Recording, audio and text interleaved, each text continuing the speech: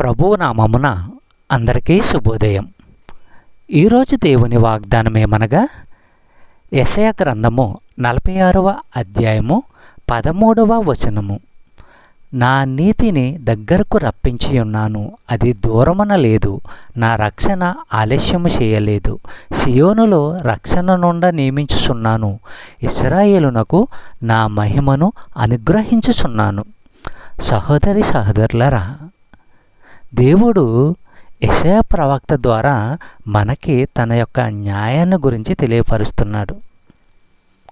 నా న్యాయాన్ని దగ్గరికి తెస్తున్నాను, అది దూరంగా లేదు.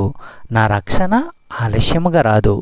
నేను సియోనుకు విముక్తి ప్రసాదిస్తాను, ఇశ్రాయేలుకు నా మహిమా ప్రకాశము అనుగ్రహిస్తాను అని దేవుడు మనతో మాట్లాడుచున్నాడు. హెబ్రీయులకు రాసిన పత్రిక 10వ అధ్యాయము 37వ వచనము మనము పరిశీలించినట్లయితే, ఇక కాలము బహు కొంచెముగా ఉన్నది, వచ్చుచున్నవాడు ఆలస్యము చేయకవచ్చును. సహోదరి సహోదరులారా, మనుషులు తనపై నమ్మకం పెట్టుకుంటే దేవుడు వారిని న్యాయవంతులుగా ఎంచుతాడు. చెప్పబడిన వాగ్దానము దేవుడు దీవించి ఆశీర్వదించును గాక. ఆమేన్.